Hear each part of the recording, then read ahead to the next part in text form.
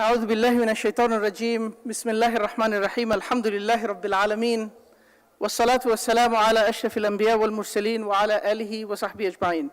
Inshallah, we will start our session at this time, even though I think some people are finishing up their lunch. But in order to keep the time going, we will, to maintain timelines, we will start right now. So the title of this session is Changing the Present, Dreaming the Future. And Muslims are a vital part of the American community, and we want to explore today how can Muslims get engaged, how can Muslims and the broader community partner to establish a platform to advocate for social justice and the common good. Today we have a very distinguished panel of speakers who will speak in front of us, and inshallah I will moderate the session and call on each of them to speak. But before we invite our esteemed guests to speak, I want to lay out this conversation. And before we do that, I want to speak to the Muslim audience, not so much to the panelists. We as Muslims have a duty to get involved. We as Muslims, our faith requires us to take action. Our faith does not allow us the opportunity or the leisure of saying we have nothing to say about the situation we are in. And I want to bring to your attention a story from the life of the Prophet Muhammad sallallahu alaihi wasallam. This incident occurred in Mecca at a period in time when Islamophobia was very, very heavy in Mecca. The people of Mecca hated Islam, they hated the Prophet Muhammad, they wanted him dead, they wanted to expel him, lots of bad things were happening. And Muslims were a very small, battered minority in Mecca at that time. Of course, nowadays we go to Mecca, it's a Muslim city, right? It's a city about Islam. At that time, Mecca was a city that was steeped in Islamophobia. In fact, Islam was illegal. If you read the Quran, you can get arrested. That's how bad things were at that time. So there came a man to this city. He's not Muslim, he's just a person, an Arab person, from a different town. And he intended to buy and sell merchandise. So he was a trader or a tourist. And he doesn't know anybody in Mecca. So he walked into Mecca and he said, I'm here to do business. Who should I do business with? And the people pointed to the chieftain of the Meccans, a person who deeply hated Islam. His name, we call him Abu Jahl. They called him Abul Hakam. They said, go to Abul Hakam. He will do business with you. So the man went to Abu Jahl and said, I'm here to do business. These are my merchandise. Do you want to do business with me? The guy says, okay, leave your merchandise, come tomorrow for the money. So the guy left his stuff. He went off and did his tourist thing. The next day he shows up, says, Abul Hakam, I'm here for my money. He's like, who are you? Never met you before. So in those days, they didn't have the American embassy, okay? So if you're destitute, you don't have an embassy you can call. Literally, he gave his camel to this guy. He has nowhere to go back. So the guy started arguing and shouting, and eventually he was down to tears. And the guy goes, I don't know you. I have nothing to do with you. My money is mine. Get lost. So some of the enemies of Islam decided they will have some live entertainment. So one of them went to this person, this tourist. It's a true story. And said, you know, the chieftain of our tribe, there is a man named Muhammad. He loves him very much. If Muhammad tells him, he will give it to you. So go complain to Muhammad. So this guy, of course, what he's hoping is that the Prophet Muhammad and Abu Jahl will have a fight, and they will get some entertainment out of it. And we all know this story. So the man went to the door of the Prophet Muhammad sallallahu alaihi wasallam and said, this is my case. And the Prophet Muhammad got angry. His face was red. He said, wait for me until I wear my cloak. He went, wore his cloak, and came out. And he banged on the door. Said, did you take this man's wealth? He said, yes. Give it to him. Give it to him now. And Abu Jahl gave the money. Now we all know this story. This is a known story, right? I'm not telling you something new. But here is what's interesting. The Prophet Muhammad did not ask the man, I will help you, but let me ask you, are you Muslim? He did not say, well, Muslims are not a majority in this country, the system is kafir, akhi, what can I do? It's not my problem. He did not say, okay, I will help the guy, but after I'm done helping him, I have to tell him, now you have to be Muslim. He did not do any of those things. He said, there is a problem in my society, and it's my job to fix it, even if I'm not in charge. Look at this mindset. Today, I call upon the Muslims to channel this mindset. We are living in a country where every time there is a problem, significant political leaders engage in Muslim bashing. That is the fact on the ground. We are living in a country where people have called for the exclusion of all Muslims from this country. A natural human reaction is to want to hide under the bed. But that is not what Islam calls us to do. That is not what the Prophet Muhammad, peace be upon him, did. We Muslims have a duty to get engaged. I will give you one more story. This happened here in Minnesota, so you will not find it in the books of hadith. That was a joke, by the way, you can laugh. So, a few years ago, there was a proposal that we want to do gambling and set up a casino at the Mall of America. And the Muslim community looked in horror and said, we do not want the destruction that comes from a casino right here in the Twin Cities. And so the Muslim community built alliances with Christian and Jewish organizations and non-sectarian groups. And we went to the state legislature and said, this is wrong, we don't like it. Don't make it happen. And alhamdulillah, by the way, we succeeded in closing this door. By the way, if there was a casino, it would have hurt Muslims, it would have hurt Christians, it would have hurt people of any other faith. So we have a shared interest, and there are things we can do. So today's session seeks to explore that. The first person I would like to bring to the stage, and to the guests, I apologize a little bit. I spoke primarily to a Muslim audience because you will be speaking to a Muslim audience. But please help us see the picture of how, in your vision, what is the role of Muslims here in this country? What should we do to make this country better? And how can we make ourselves safer? And what is the role of the elected leadership in this matter? So first, I would like to recognize Representative Betty McCollum, who represents the great city of St. Paul in Washington, D.C. and the surrounding areas. Betty McCollum. Thank you. It's an honor to be with you here today, and I want to thank Assad for the invitation to join all of you. But I have to say, when I look out, I do not see Muslims. I see brothers and sisters, and especially my sisters here. I'm happy to give you my views on the important role Muslim Americans are playing here in Minnesota. My family, when they came to St. Paul, were Irish.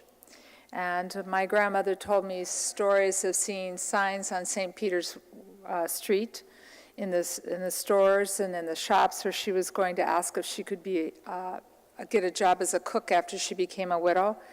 And they had signs in the window that said, Irish need not apply. And so she knew she was not welcome there. And so there are many, many immigrant communities who at times have felt unwelcome in this country. But today we're going to talk about the challenges that we face together. So the Muslim community is a faith community.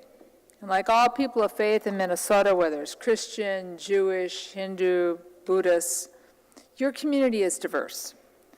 And that diversity is a reflection of Islam's global reach among the many of countries that origin have Muslim populations. And there are Muslims who are born right here in the United States. So let's see, Muslims can be from Somali, Pakistan, Jordan, or Woodbury. But right now, here in Minnesota, Muslims are all Americans. It's the tenets of your faith and your personal stories and skills that will make our collective community stronger. Muslims like yourselves are gathering here today. As I said, you're our neighbors, our coworkers, our classmates, our customers, our doctors, our friends, or in my case, in my official capacity, my constituents. Whether a woman is wearing a doctor's coat or hijab, or a doctor's coat and a hijab, she should never be judged or stereotyped based on her religious beliefs, but rather she should be respected for the person she is and the skills that she brings to her job. The freedom to practice one's religion is a fundamental right. It's something we all cherish here in America. And that freedom extends to Muslims as well, just as it extends to Christians and Jews. And the strength and the vibrancy of the Muslim community in Minnesota is a testament to that very freedom. The new mosques that are established in communities where Muslims live is a sign and a signal of the community's strength, and that, to me, reflects the true American spirit. I want you to practice your faith with the same sense of openness, faithfulness, and reverence that anyone of faith does here in Minnesota. But we also need to be honest about the realities of the world that we live in, and Muslims in America too often are targeted for hate crimes, scapegoated by politicians, discriminated against openly, and in more subtle ways. It's just painful nonetheless. In the past years, it's been pointed out, some of the political rhetoric has become bigoted and hateful, and we are now seeing more hate crimes perpetrated against mosques and Muslim Americans. And this is of great concern to me. I know it is to you. When violent acts are committed in places like San Bernardino, Orlando, or in St. Cloud, individuals who commit these crimes often find themselves being projected onto a whole community. In other words, a whole community of faith, and all who practice it are also tarred by that crime that was committed. And that's just wrong. That's just plain wrong. The idea that religious beliefs can be distorted and twisted and advance extreme ideology is a reality for Muslims. But in the history of the world, it has also been true for Christians, for Muslims, and for Hindus. Every religion at some point in the history of that faith has passed that test. Peace, love, respect, faithfulness to one another, service to God, these are the fundamental tenets of your religion. And they're the fundamental tenets of mine, too. Individuals who commit crimes, they themselves are responsible. The person who commits the crime, that is the one who is responsible. And that is the person that must be held accountable. Responsibility should never, never be transferred to a whole community, to a faith community, to friends, and to family members who are just as shocked, just as horrified as anyone else. The idea that Muslim Americans should be collectively punished of violent behavior of a few individuals, well, it's just irreprehensible. There are 3.3 million Americans living in the United States. There are over 1 billion Muslims around the globe. And I'm here to tell you, Muslims in America, I respect your faith. I respect your love of God. I respect your love of family, your love of community, your love of this country. We are approaching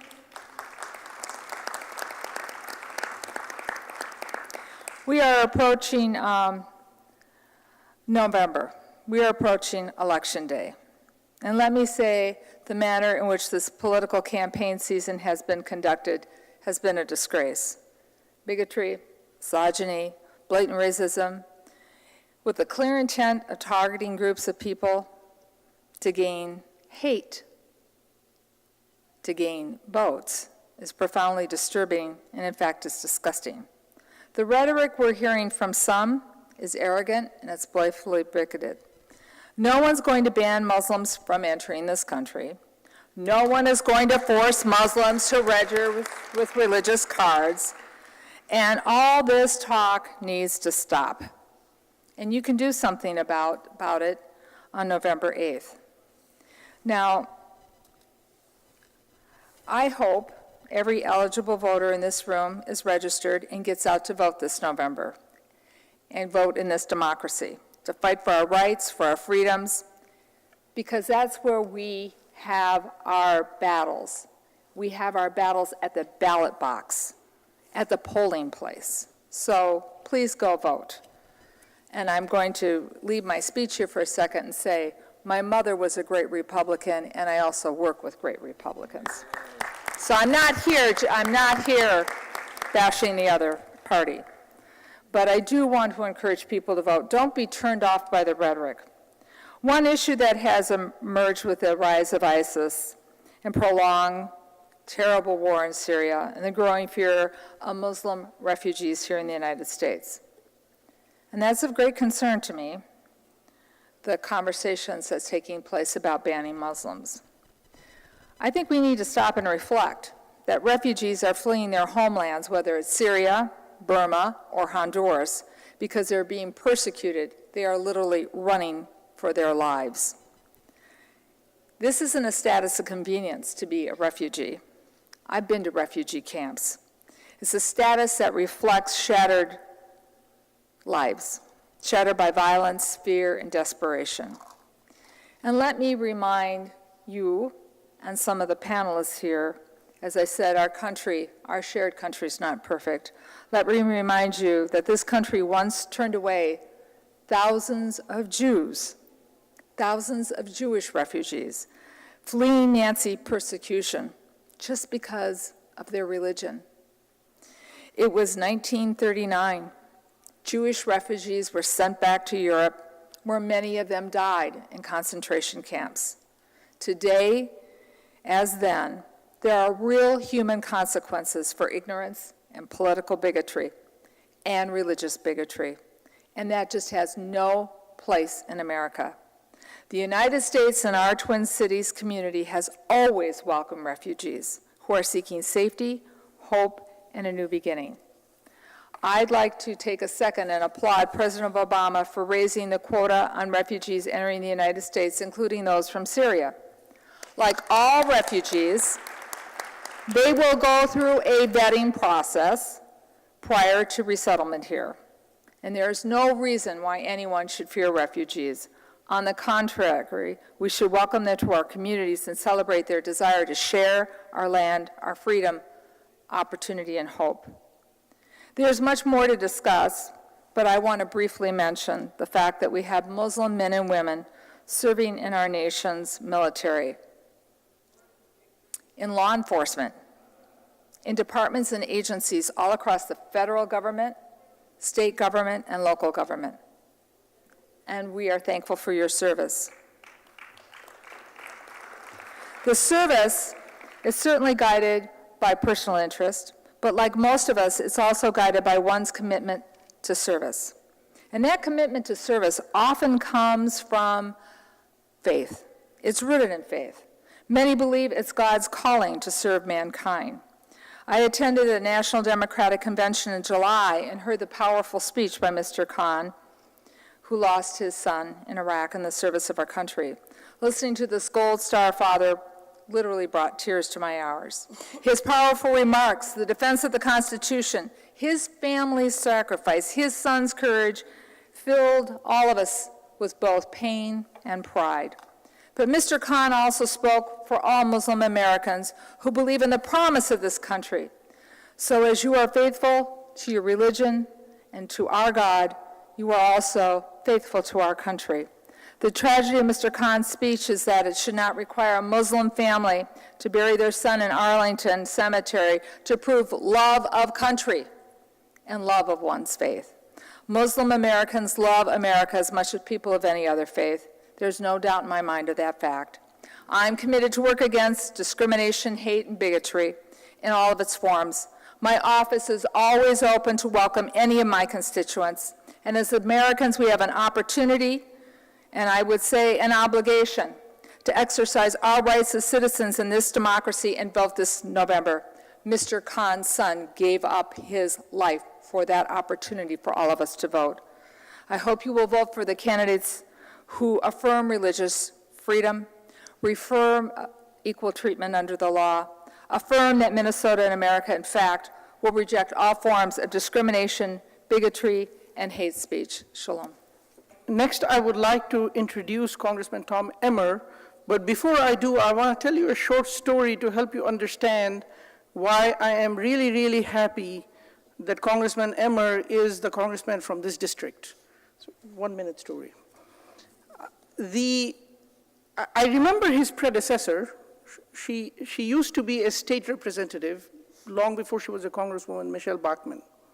And I remember going to the Muslim Day at the Capitol and trying to get a meeting with her office for our Muslim Day at the Capitol, and her office said, we only meet if you are a constituent.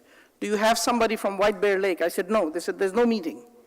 So next year, I recruited somebody from White Bear Lake to come to the Muslim Day at the Capitol, and I tried to make an appointment in the name of that somebody. And I was unable to get an appointment. And after she became elected congresswoman, I personally visited her office in DC and was unable to meet her. And nobody from the Muslim community was able to meet her. After 3 attempts, eventually I turned to Brother Ikramul Haq, who's a registered Republican, like one of the 2 or 3 Republicans left in the Muslim community. I said, why don't you go try to meet her? And he did not succeed, right? So I'll be very honest with you, Mass is supposed to be nonpartisan. I was very happy when she's no longer part of Congress. But I'll also tell you this, I'm very happy that she has been replaced by Congressman Tom Emmer, because the tone from his office was significantly different. Every time I contacted their office, I was treated like a constituent, and we actually went and visited his office in Washington, D.C. He was personally not available, but his chief of staff came and met with us, and we had some good conversations. And he's also, by the way, I just want to point this out, he is one of the co-chairs of the Somali caucus in the US Congress. And this is important and significant for Muslims to understand because, as my good friend Keith Ellison says, politics is a team sport. You have to be able to play with others to get things done. So it is important for the Somali caucus to have Democrats and Republicans in it, right? And Congressman Emmer provides this value to our community. So it is with great pleasure that I introduce him to the stage, Congressman Emmer. Thank you, Assad. Thank all of you.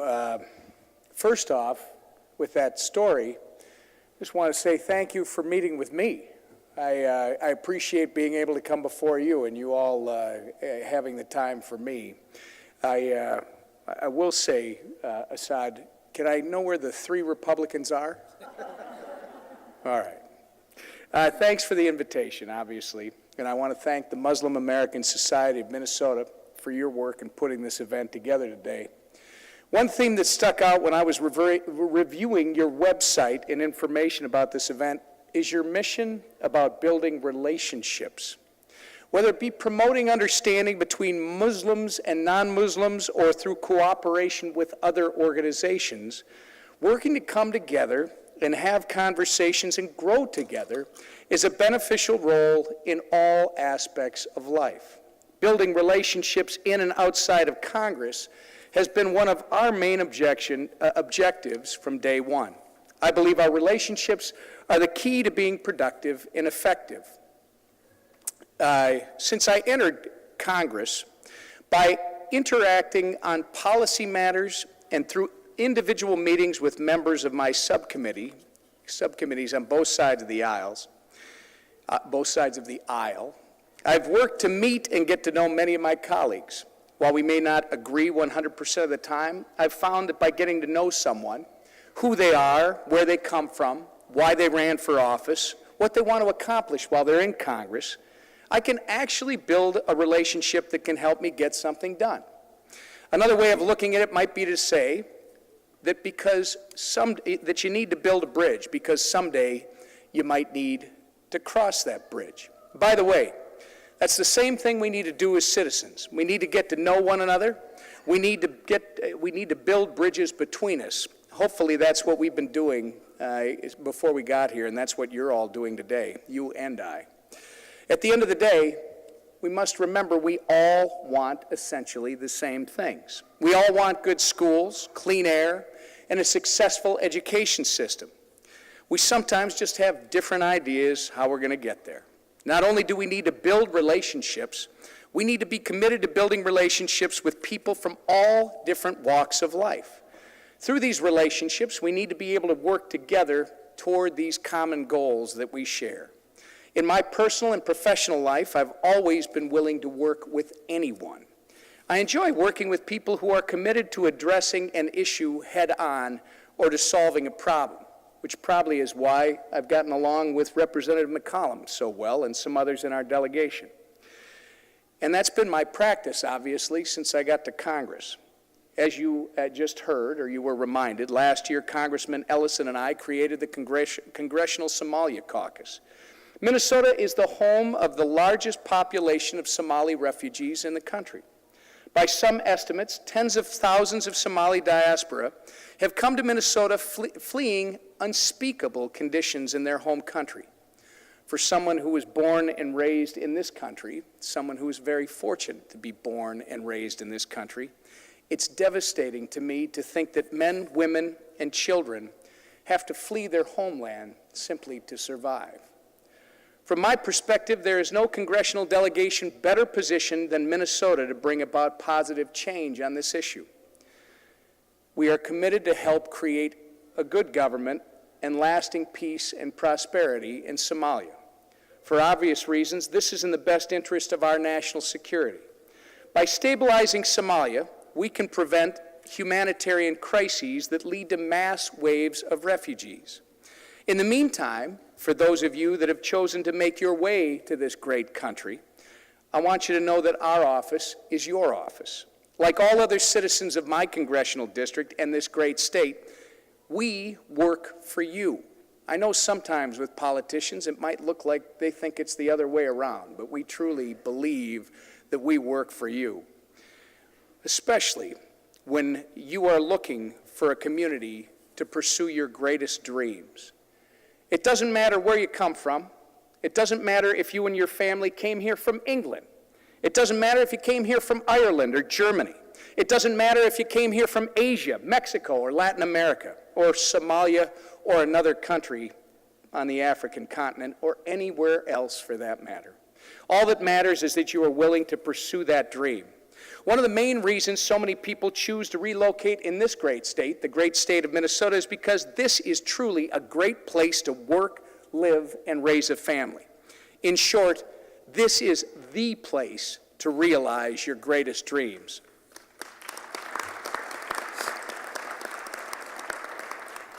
Unfortunately, over the years, we have seen Minnesotans struggle with some of the same things that many people struggle with. I'm going to move away from where we come from and what the color of our skin is and what our religion is. We agree with those things. It's about the things that we also agree on. We've been forced to pay more in taxes to comply with books of new regulations which are stifling rather than encouraging the entrepreneurial spirit that has made this nation great. And I'm talking to people who have come here from faraway places, some of you, that came here to chase your American dream, that want to have the freedom to make the best decisions for you and your family to achieve your highest and greatest potential, and to leave something behind, your legacy with your children to have a better future here and anywhere else they may choose. This doesn't help. Through our meetings around the state, I've heard a major frustration about the struggles to start and build new businesses, especially in some of our rural and underserved communities. Since the enactment of the Dodd-Frank Wall Street Reform Act 6 years ago, our community banks and credit unions have been disappearing in Minnesota and across this country. These are the backbone of our communities across this state and across states in the union. In the last 6 years, in fact, we've lost nearly 25% of our community banks and credit unions in this state alone. In fact, this is consistent with the rest of the nation. As a direct result of this trend nationwide, 3 million fewer small business loans are being made each year. It's more and more difficult to get startup capital from our community banks and credit unions. Remember, small businesses are the big business of tomorrow. Small businesses are responsible for creating nearly 70% of our new jobs. Many of the people that have come to this country chasing their version of the American dream are the ones starting these small businesses, which is why we have to make sure that the capital is available for you, for us, to create new opportunities, not just for ourselves, but for our families and future generations. Just think about all the big businesses today that started as an idea in someone's garage. Medtronic, the great Medtronic from Minnesota, Amazon, Disney, Harley-Davidson, just to mention a few. The drop in small business lending and access to startup capital frustrates the creation of these new small businesses. New small businesses that I hope many of you in this room have either tried to start, you are starting, or you hope to start. If this continues, who knows what big business of tomorrow might never be realized. This is why I introduced something called the Micro Offering Safe Harbor Act in Congress. It was recently passed by the House. It was passed with a policy called accelerating access to capital, which would make it easier for entrepreneurs to access capital. This will ultimately encourage the creation of new jobs, and eventually it can create wealth and opportunity for everyone, again, no matter where they come from. It's time for us to make it easier for people. Thank you. Yeah, that's my Republican right there. It's time for us to make it easier for people to achieve their American dream by getting government out of their way and off their back, by empowering people, individuals, to do what they do best: create, innovate, and prosper. By the way, we also had a hearing on a recent policy I'm working on with Congressman Gwen Moore, a Democrat from Wisconsin, one of our colleagues, a great lady.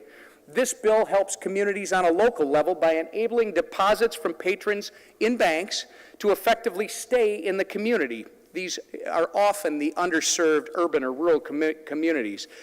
These are all intended to create the capital accessibility that's necessary for you and me and young people and others across this state and country to have access to money so that they can create jobs for themselves and others. And remember, it's all about relationships. It all starts with our relationship today. It starts with your relationship within the community. It starts with building here and making it much bigger. I think Betty started to say it when she said her office is open. I work for the people of Minnesota. Betty McCollum, the others up here, we work for the people of this great state. We work for you. Building this relationship and hearing from you is the only way for me to be the best representative I can possibly be. That's why we are working so hard to be accessible and available and to have and develop our relationship. In a phrase, it's all about customer service. Speaking from an entrepreneurial point of view, and customer service is all about the relationship. As we move forward, I look forward to building on our relationship. And whether you attend a town hall, by the way, I've already held 22 so far, or request a meeting or a phone call, please know that me and my staff, our office is yours. And I just want to add with Assad, because I said this to you when I came in, if you travel to Washington, D.C., and you want to meet with your representative or your senator, my belief is if you take the time and you use your resources to do that, we should meet with you. The only reason that I think I missed Assad's meeting was we probably had votes, and that's something that some of us can't control. But that is a goal. Every time you come out, we try to meet with you in person. So you let us know what we can do for you. We're here to work for you, and we're here to grow this relationship so that we can all succeed and be safe in this country together in the years to come. Thank you again for the invitation.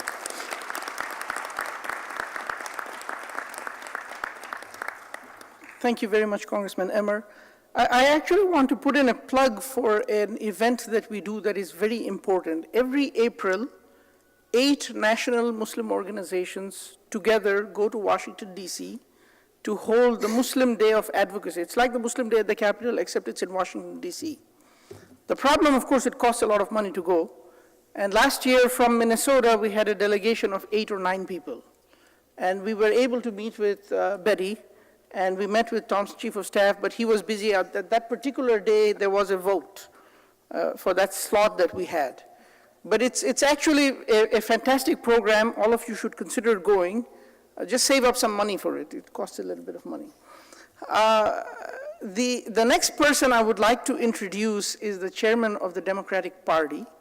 And before I introduce you, I want to tell you a little anecdote about him. He's funny. No, that's not the anecdote. You know, for 7 or 8 years, a group of us were trying to form the Muslim American Caucus of the Democratic Party. And it took us a while, and under the last administration, we were unable to get it done. But fortunately, with the help of Ken Martin, we were able to get a Muslim caucus started this year. This is an important milestone for the Muslim community because we want to be able to engage in American politics with our faith, not hiding our faith. So that is a significant matter. And I'd like to introduce Ken Martin to come and speak for a few minutes about these issues. Thank you, Assad. Assalamu alaikum.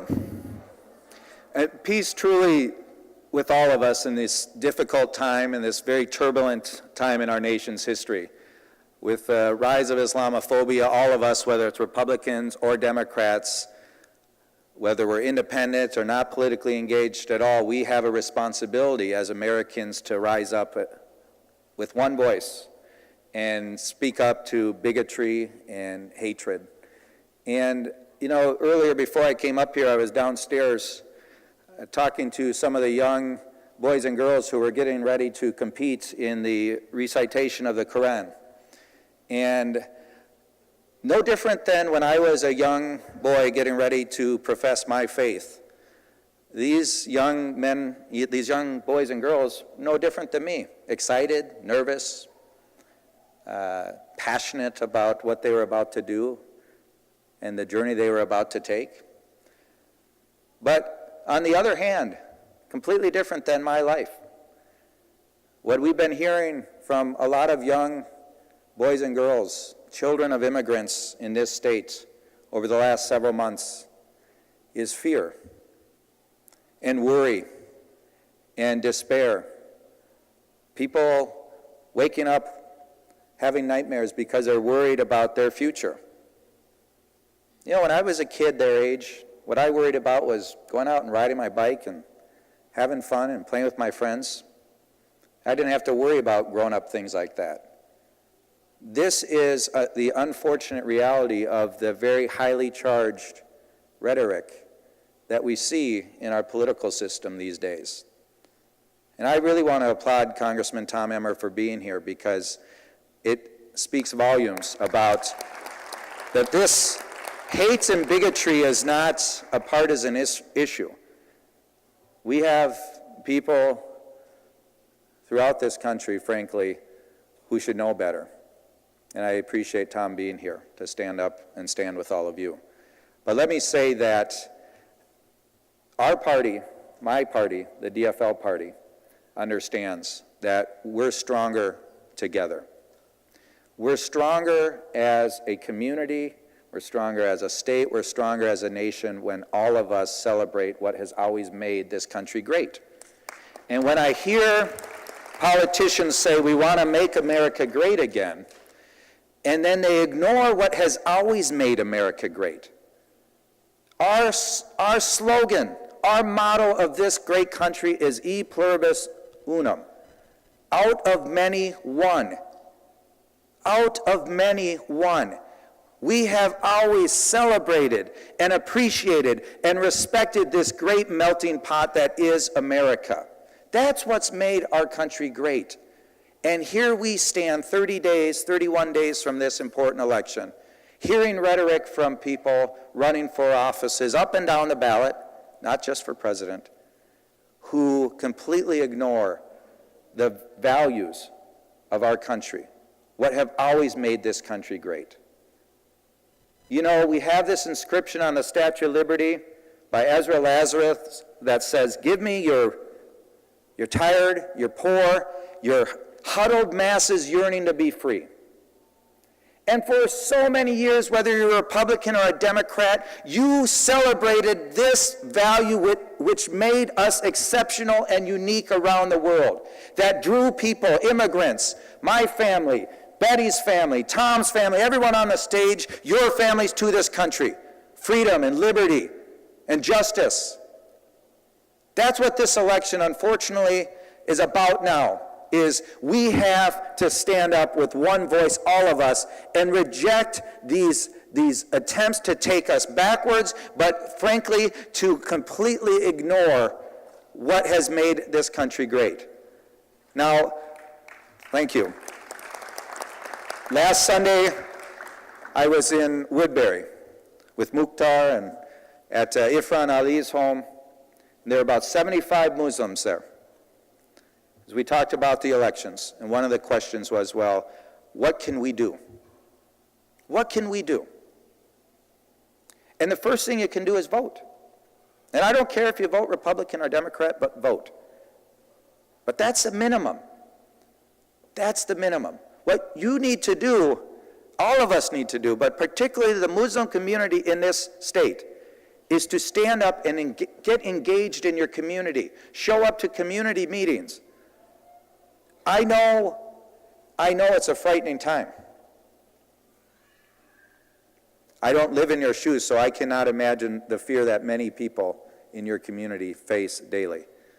But when I went to Woodbury, which many people think is a lily-white suburb, and I went to this house with Irfan and Osman Ali and saw 75 Muslims who were engaged and excited and hopeful for the future, but fearful as well about what the consequences of this election could mean to their lives.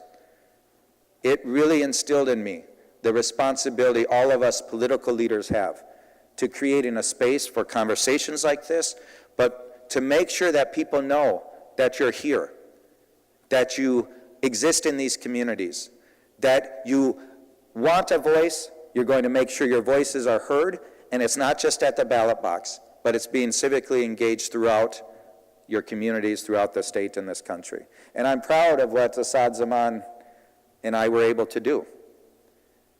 This party, the DFL party, created the first Muslim American caucus of any state party on either side of the aisle in the nation.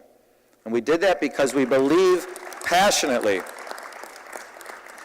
that Muslim Americans should have a voice in the political process, and they have a role within our party, within our DFL party.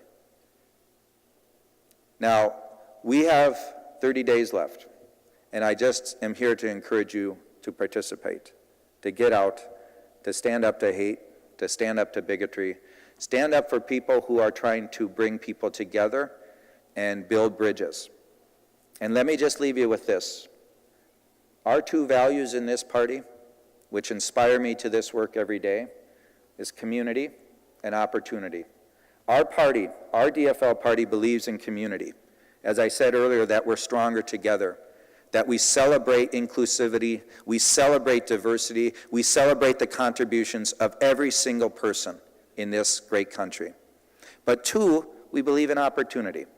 And that means that every person, regardless of their race, their ethnicity, their gender, where they came from, has the same opportunity to succeed.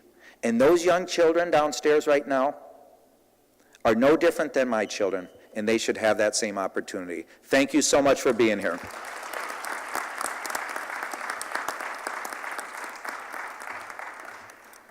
Thank you very much, Ken. Next, I would like to introduce to you a lady who could be termed the host of this event because we are in her beautiful city. But before I introduce her, I want to say another anecdote about her. You guys are enjoying my anecdotes? Okay, most of them are not, you guys are. So I had this crazy idea, and those of you who know me know some of my crazy ideas are less crazy than others.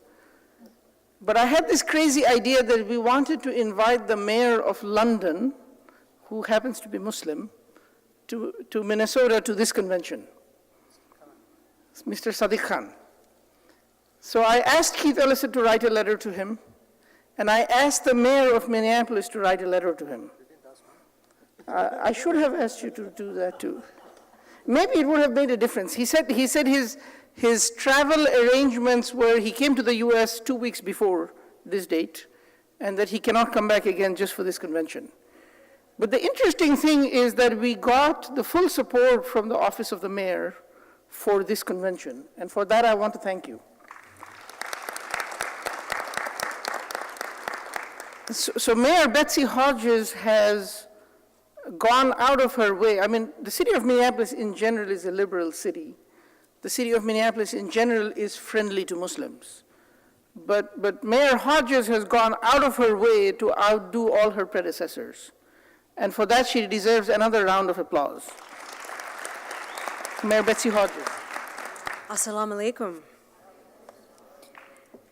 Thank you very much for that kind introduction. Thank you for inviting me here to be with all of you here at this convention. And welcome to Minneapolis, a special welcome to our elected officials from other districts and other places. Welcome to Minneapolis. We're very honored to have you here. And thank you to the Muslim American Society for calling this convention, making sure that people have an opportunity to come together to speak of what it means to be people of faith and to be people of faith in this particular time. And the themes for this convention, inspiring, overcoming, serving, highlight the great need and the great opportunity before all of us today, a challenge that all of us share in this community.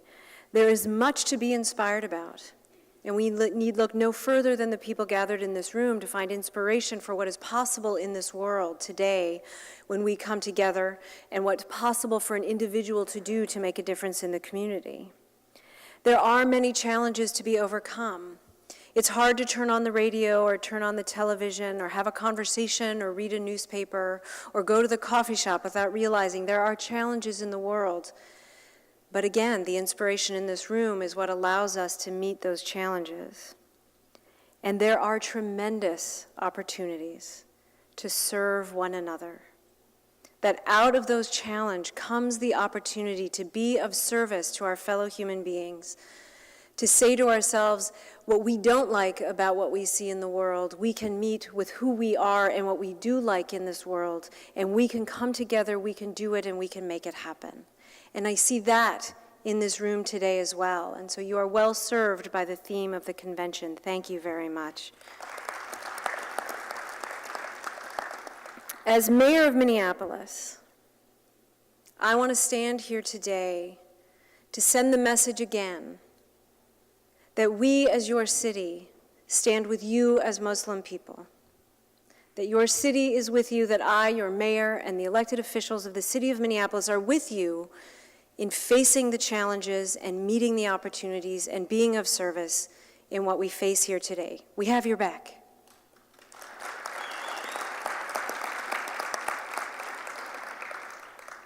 Minneapolis has a rich and diverse religious and cultural heritage, a heritage that benefits greatly from the presence of the Muslim community and the practice of Islam. You are Minneapolis. We are you.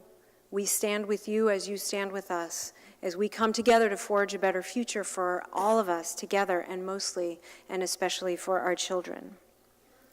And what that means when I say the city stands with you and the city has your back is to the best of our ability to work with you to forge an agenda forward about what the community needs, that what Muslim people need, and what Somali people need, and what all people need in the city of Minneapolis. That whether it's housing for families, making sure that we have housing at all affordable levels for families, whether it's service changes in how the city operates and does business, whether it's making sure that the convention center is flexible and available to celebrate Eid at the moments when it is needed most, whether it's 4-H for Muslim young people, or business regulations, or whether it's strategies to make sure that people can get loans for businesses or for their homes that meet religious law.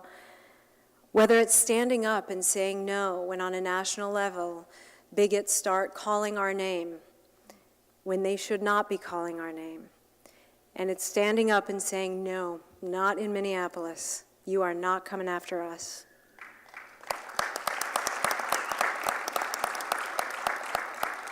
And we are in the midst of the final weeks of a presidential campaign that has too often peddled hate and bigotry to your community. I am sorry that you have had to face that. I am grateful that you have been facing it not with hate, maybe anger, but not hate, but with love and grace and compassion and strength and organizing and work. Thank you for that, and I'm sorry that you have to.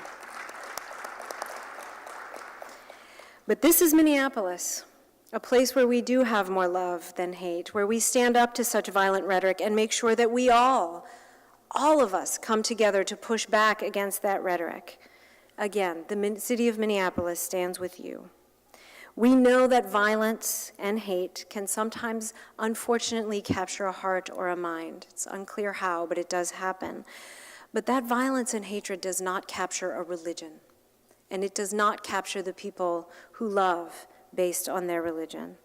We reject that hate and that violence in all forms here in Minneapolis. So today, I want to join others in inviting everyone and inviting you to help us continue to move forward together by engaging in your city's civic process.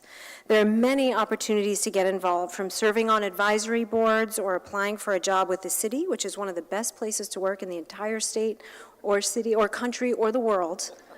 But consider a job in the city of Minneapolis. And we all need to make sure that we get out to the polls on November 8th. Early voting is underway. There are different places in the city you can vote already between now and November 8th, or get to the polls on November 8th itself. Get registered, vote, make sure that all your friends and all your families vote. And when you cast your vote, make sure you're casting it for the love you feel, not just the hate that you deplore. So thank you very much again for being here today. Thank you for the invitation and the opportunity to be here with you. We, your city of Minneapolis, I continue to stand with you and work with you.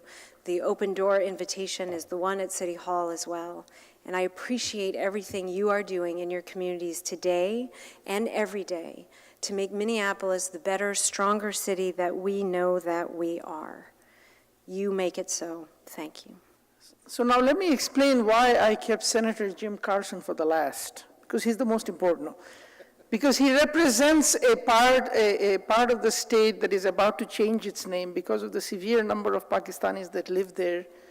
We're going to change the name of Egan to Eganistan. No.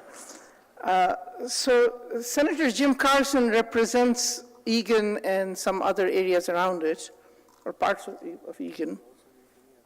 He's also an engineer? I did not know that. So that's good to know. He's an engineer just like Brother Mukhtar here. Senator Carlson has been involved with the Muslim community now for more than 6 or 7 years. Every time we go to the Muslim Day at the Capitol, we are sure of a welcome at his office. And this has happened multiple years.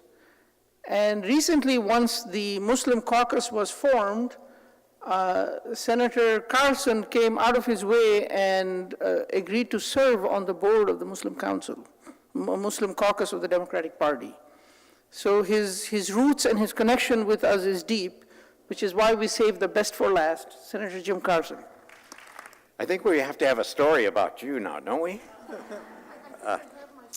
There's a story that started with my introduction to Assad Islam. And this came from the Tiza Elementary School. Some of you remember that, some of your children went there, and there was a big to-do that was on the news. And there was this bully at the school that actually the news reporter said had shoved him and pushed him down and did a lot of nasty things to him. And they interviewed this fellow, and I thought, wow, he must be big. He must be like Jesse Ventura. You know, his reputation precedes him.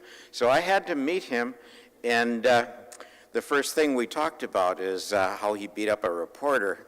And I think you can see that maybe he's probably stronger than his size belies.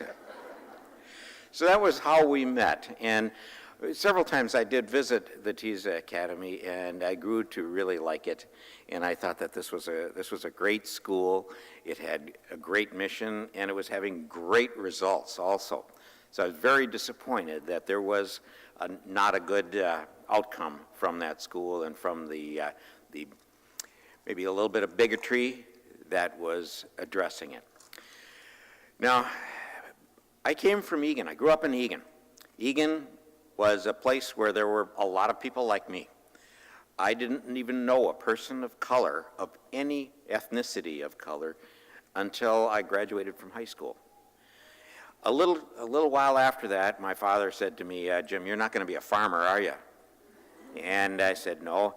And we had to do something with this land in Egan. My dad decided to be a developer. And this was his about 5th career. And what he did was divide up our farm into lots so that people could buy those lots and build their houses. And one time he was sitting with some business partners, and I was there, and we talked about something called protective covenants. Protective covenants are the things that they're contracts you write such that anybody that buys a piece of property has to follow those covenants. And it might be something as simple as no solar panels. It might be something that deals with never dividing your lot, always having a garage. But then it might also be who can buy that land.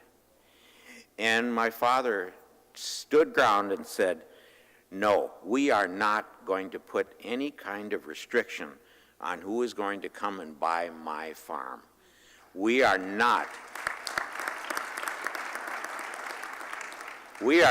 going to draw up the drawbridge and have the first people that come here prevent the next people from coming. Now that burned into my mind. Several years later, I was the manager of an apartment building, and our owner wanted to have some of the similar things.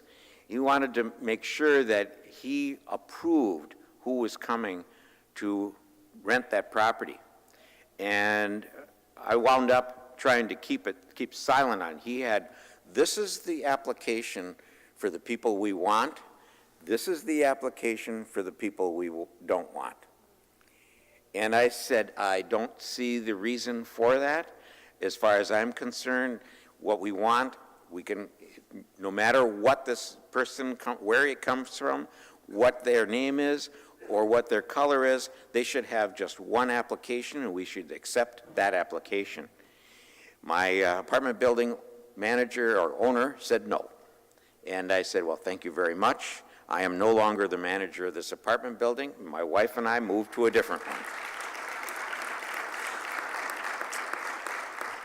Now, I celebrate diversity. I have a wife who taught German, and I have to say that she's the person that taught me how to respect other cultures. That was something that I really had, I had the mechanisms, but I didn't have the knowledge of, people are different. They say different things. They mean different things. And I became, as I worked through my career, my working career, I was at 3M. We did a lot with international manufacturing. And I think you probably know that what a Post-it is, that a Post-it can't be called a Post-it in some countries because the name is not quite what we think it is. A Post-it in Germany means it's something to go mail because you go and post a letter. And they think that these are mailing envelopes or something like that. So there's a lot of differences that we have. Like a bonnet in Great Britain is not something you put on your head. It's actually the cover over the engine on your car. So you have to get used to these kinds of things, and that's one of the things I love about diversity, is I learn things from each and every person that I run into. And more recently, I've made a lot of friends in the Islamic community. One of them has passed away. He's the one that introduced me to he gave me a Quran. He told me about how Islam teaches something where you give a percentage of your income on the days that is celebrated for the people that are not as wealthy, maybe have a tough time. You give a percentage.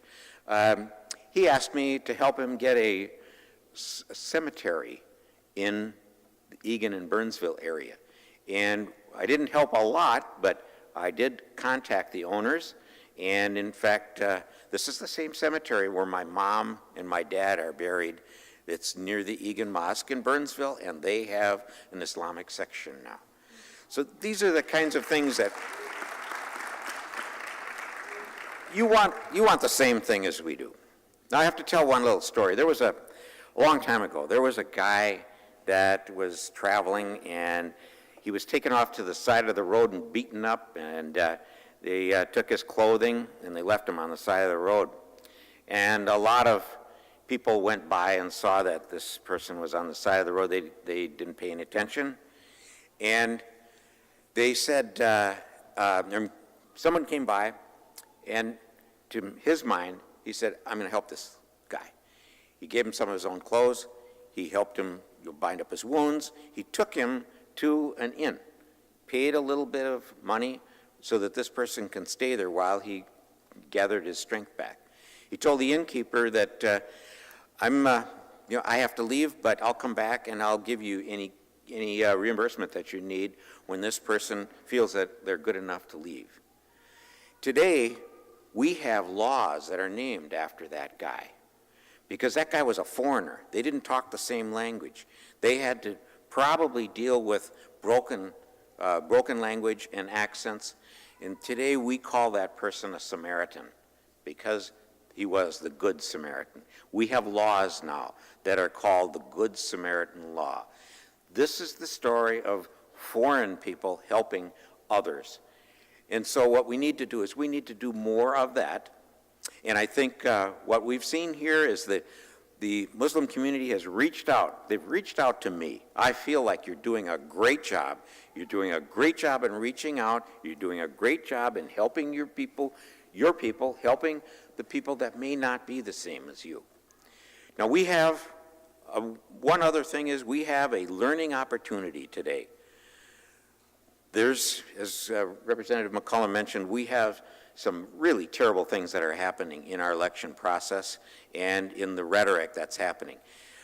I'm afraid that what might happen after the election is that we might have something that keeps us apart. I'm hoping that we're going to have a learning opportunity here. You have a learning opportunity with yourselves and your children. And I want to assure you that what you're saying to your children about this election season is the same thing that we are saying, that Jewish people might be saying, that Hindu people might be saying to their children, that learn from this. This is not the way we behave in a civilized society. So I want you to make sure that you say that to your children and you learn from it, that this has to be reversed. We don't want to go through this again. This is the worst thing that I think we've seen in our election process. So I want to thank you very much, and you are doing a great job, especially having us up here at the stage. And I look forward to your day, the Muslim Day at the Capitol next year. Thank you, Jim. Next, I'd like to introduce somebody who has been at the forefront of trying to get Muslims engaged in the political process. In fact, he got at least a one-decade head start before me, so understandably, he has accomplished more than me. I want to introduce Brother Mukhtar Thakur, who has, when I first landed in Minnesota, he was already on the scene, and he had made some arrangements for me. So I want to give everybody an opportunity to learn from him. Brother Mukhtar. Assalamu alaikum. Thank you very much, Brother Asad, for that introduction. But I've got to start with this, and because every time somebody puts a microphone in front of me, I have to do this because that's the only thing that people probably recognize me for. You're listening to Sangam, your weekly program of mainly music coming your way from the Indian subcontinent. All the hits this side of Bombay, on this side of town. The #1 on the Bombay hit parade coming up for all of us in the MAS convention today in Minneapolis. This is Mukhtar Thakur for the next 2 hours, giving you all the best all the time. Rupees accepted, dollars much more welcome. Anyway, thanks a lot for that introduction, and I really appreciate everybody being here. I just want to say thanks to you particularly for coming here. You have a very important role to play. All of you have a very important role to play, and some of you know this, that I've said this many, many times before. The future belongs to the world of the people who show up, and you have showed up, and the future belongs to you. That is fundamental to everything that you want to hear. Now, what do I mean when I say that? I mean to say that you have showed up. Now you've got a duty to make sure, one, you vote on November 8th. Who you vote for, I've never told you who you vote for. It's up to you, but you must vote. You can vote today because early voting is allowed. And if you want to know any greater details, the first place to stop should be your city hall. And if you give your city hall a call, they'll tell you what the details are and where they are and all that kind of stuff. So, you can call me, I'll give you the general details, but I know the details about Woodbury, but I don't know the details about your town. So that's the point that I need to make. And it's very, very important in this election that you set your mind up and you go and vote for the person you do want to vote. Remember, several years ago, people thought that Mr. Jesse Ventura was not going to become governor ever, and you can give him his vote, it will be a spoiled vote. And guess what? The next morning, it was too late. He was the governor. For 4 years, we were essentially, Minnesota was essentially, I don't want to call it, but was essentially a laughing stock of the states. So that's something that you need to bear in mind, and you need to be, so getting up to vote is very, very important this time around. And once you have cast your vote, find out from your immediate neighbors if they want any help, any transportation, and take them to vote too, because that is the one thing that you can do that's within your capacity and that you must do at this election time. This election time is very, very serious, which is why I've come out of semi-retirement to get to address you, because I think this is a very, very important time for all of us in Minnesota and in the United States to participate. And in fact, I would go as far as saying in the world, because this is going to mean there are things taking place in the world that I can see, alliances that are being made, that are eventually being made for the purposes of a war. And that is not a good thing for anyone, anywhere in the world. So you need to understand that, and that I can see is happening. And I'm speaking from living on 4 continents, in 4 countries, and living and working in the politics and very close to the politics in those countries. I was born in Africa, I was born in Tanzania. I grew up in Great Britain, went to school in Wales, and I'm working in the United States, and I've worked in the Middle East as well. So I've got multi-year, multi-continent experience that I can relate to, that I'm bringing to you to this experience table. Now, the final thing that is also very important, and I've tried to do this for 25 years that I've been involved in community activism, is to make sure that we participate in political activism. One of the things that you can do, only once a year, Asad Zaman heads a group known as Day at the Capitol. You can participate in Day at the Capitol. You can get a thumbs-eye view in a concentrated Day at the Capitol and participate and understand. Bring your children along. Bring your children along, get your children interested in political activism and community activism. Make sure that they can stand for school boards, community activities, Islamic activity forms, and volunteerism, study law, marketing and communications, because those are the 3 major career paths that lead to become a politician if they are interested in politics. And be sure to understand that there is a role that you have to play, and share that with your children, because political participation is the best way of getting what you want, and that's what we want to be. That's all. Minutes left, 0 minutes left, I've been told. So I've got to say, I did tell him that I'm going to take no more than a minute, and I've taken several minutes, so I appreciate that. And I want to say sincere thanks to Congressman Emmer, my dear friend for many, many years, and she's a true friend over decades, I would say. Betty McCollum and her staff, which I cannot speak any more highly of other than say thank you for coming and thank you for participating over multi-years. and Jim Carlson for supporting transportation that I know you've tried very hard. Tom Emmer, I know you tried your very hardest when you were in the Senate of the State House, and I hope that one day transportation will get the funding it deserves. I don't know when that day will come, but I hope that it will be sooner rather than later. Thanks a lot, everyone. Bye. Bye for now. So I received a message that said I mentioned an anecdote for everybody except for Representative McCollum. And so I can cure that problem by telling one anecdote that will cover two politicians, because we have a video from Keith Ellison that we need to see for a minute. But Keith invited me once to Washington, D.C. for a leadership seminar, or whatever these things they call it, a junket.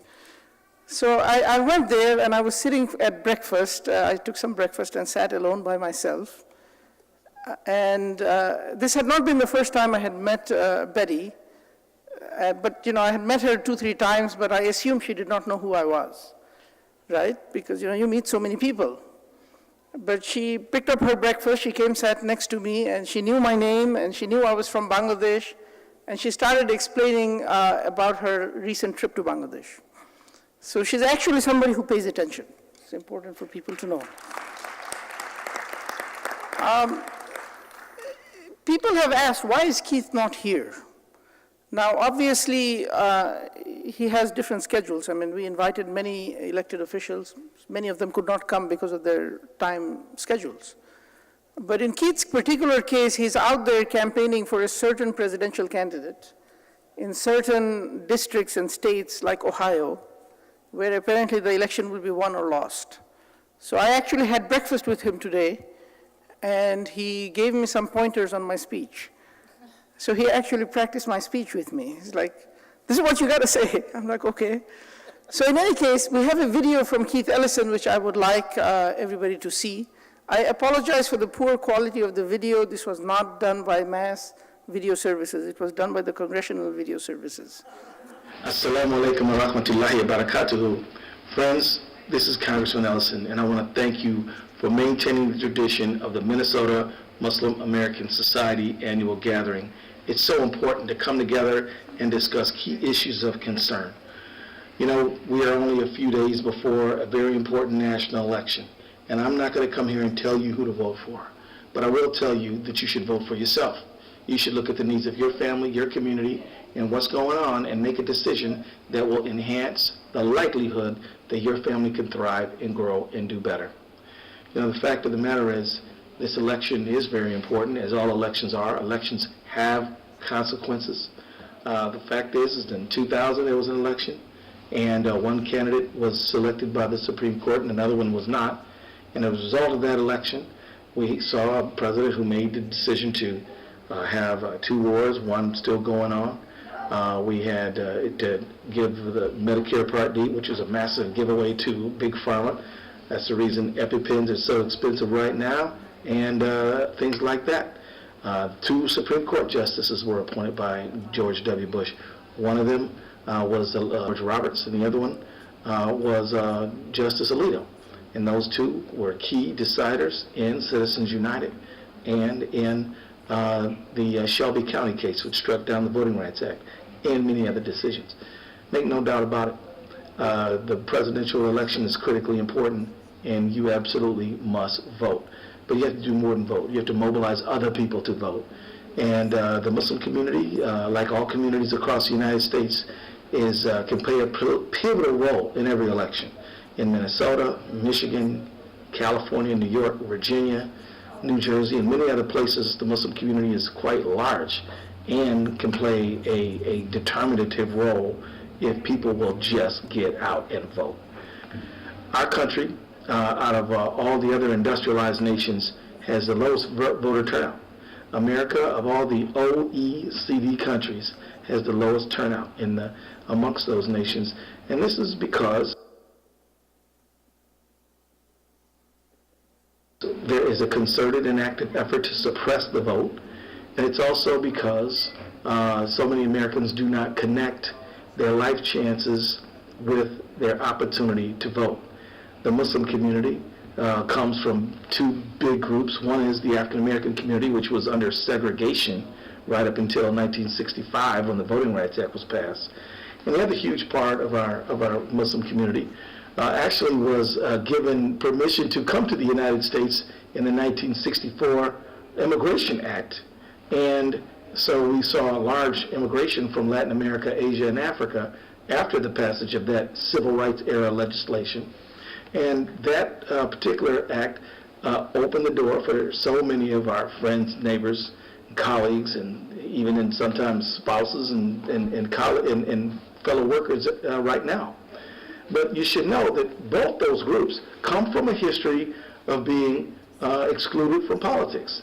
If you immigrated from Egypt, chances are you don't see voting as necessarily a high-value activity. If you come from Syria under Assad, maybe voting is not the thing you consider to be the most important to make your life better. But I'm telling you that in America, it's different. It's different. And if we get out there and we vote and we participate and we're active, we can make a meaningful difference, inshallah. So I ask you to vote, to go register people to vote. You can register in Minneapolis right now. You can vote all over this, all over the city of Minneapolis right now. You can register all over the state, and you should take maximum advantage of the opportunities in front of us. Let me also say that there are local elections that you should pay close attention to. There are congressional races that you can play a big role in, and there are state and local races that you can play a big role in. So please, don't just mark your choice for president and then hand in your ballot. Go all the way down and flip it over and finish up that ballot, because it's critical to do both sides of the ballot.